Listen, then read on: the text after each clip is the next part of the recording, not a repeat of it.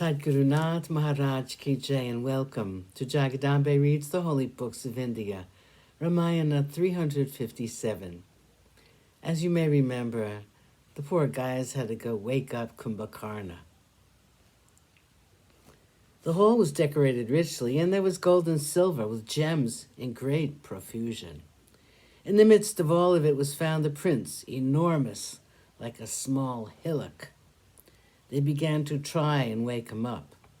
It was no easy task. They surrounded him with food, since he would be hungry as soon as he got up. Huge vessels of wine were placed near him. They decorated his huge body with sandal paste and garlands of flowers, and they made loud noises like the roar of clouds, and they recited stanzas in praise of him. Nothing could make him get up. They blew on conches and trumpets and bugles and shouted all together, and yet he could not be roused. They had to use several sticks and rods to prod him and hurt him enough to wake him. Finally, after a great deal of endeavor and efforts, which were persistent, they found that he was disturbed in his sleep. They made a great deal of noise now, and that roused him. Angry at the fact that he had been disturbed from his sleep, Kumbhakarna sat yawning and looked at all of them. He stood up and glared at all of them. His red eyes were frightening, and they silently indicated the food which was placed before him. He finished his repast and quaffed the pots of wine which were placed near him. They saw his anger was somewhat lessened, since his hunger and thirst had been appeased. They came near him and saluted him. He looked at them inquiringly and asked them, "Why have I been woken up at the beginning of my long sleep? Has any crisis arisen which needs me to handle it? I hope everyone is well and happy. I have my own doubts about it.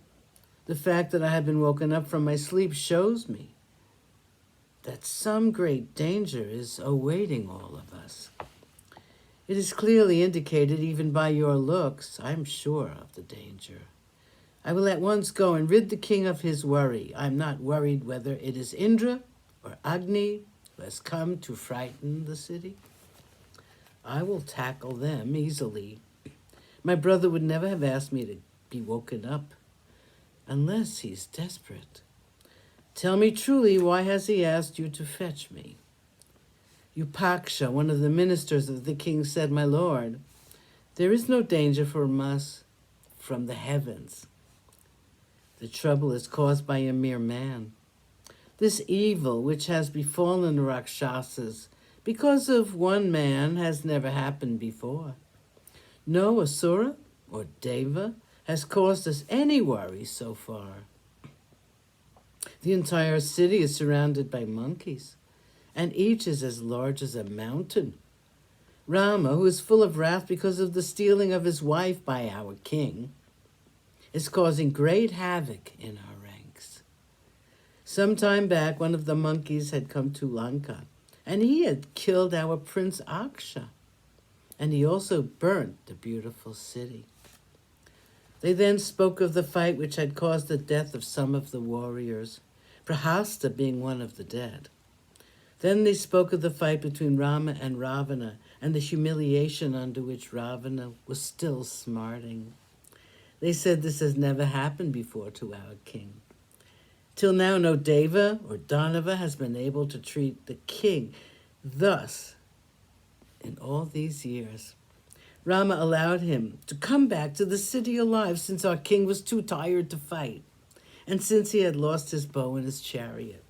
Our king has not been able to live this down, and he decided to call you to his aid and to punish the human beings who have waged war on him, the Koshal brothers." Kumbhakarna was listening to the words of Upaksha, and he said, "I will go this very moment.